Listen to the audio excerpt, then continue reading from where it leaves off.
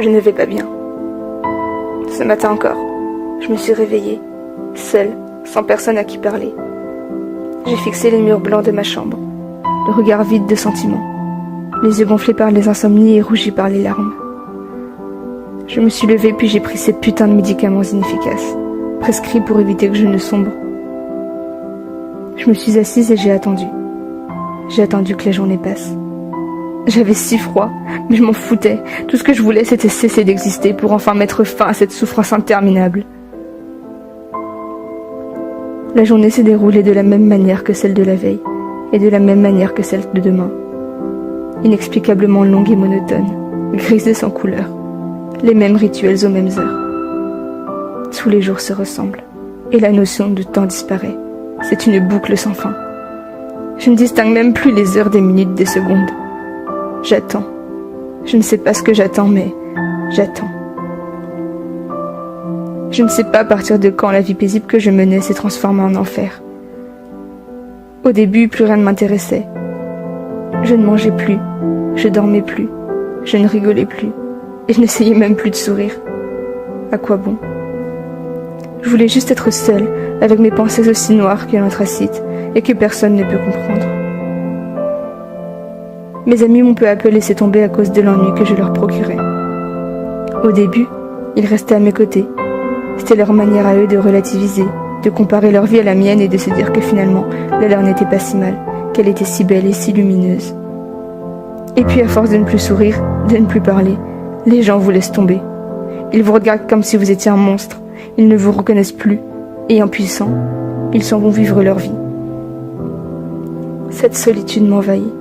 Je n'ai jamais demandé à être comme ça. Honnêtement, je ne m'accroche plus à rien.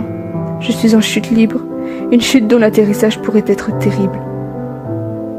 Je n'ai personne pour me tendre la main, personne pour me réconforter, personne pour me dire que tout va s'arranger. C'est quand même incroyable de se dire qu'une putain de maladie peut enlever toute raison de vivre. Je ne parle pas d'une simple maladie qui se guérit en quelques jours. Non. Je parle de cette maladie qui m'a retiré ce sourire, qui m'habillait mieux que n'importe quel vêtement. Je parle de cette maladie qui m'a enlevé mes amis, qui m'a isolé dans une société pourtant pleine d'individus.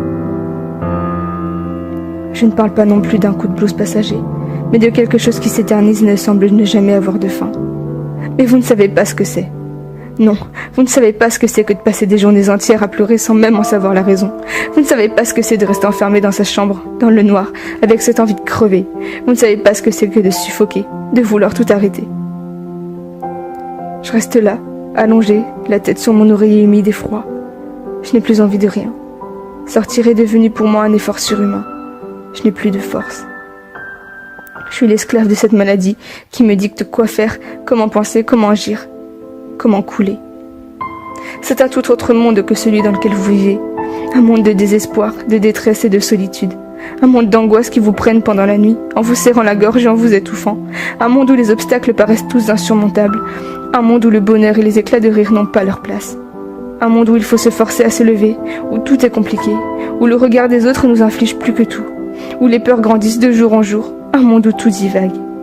Je vous parle d'un monde qui rend fou. Je vous parle de cauchemars qui vous réveillent et vous empêchent de dormir. Je vous parle de quelque chose qui vous ronge de l'intérieur et vous empêche d'aller de l'avant. De quelque chose qui vous cloue au lit, vous vide de toutes vos forces et vous laisse périr. Seul. Je vous parle de la dépression. Je vous parle de cette putain de maladie qui me détruit.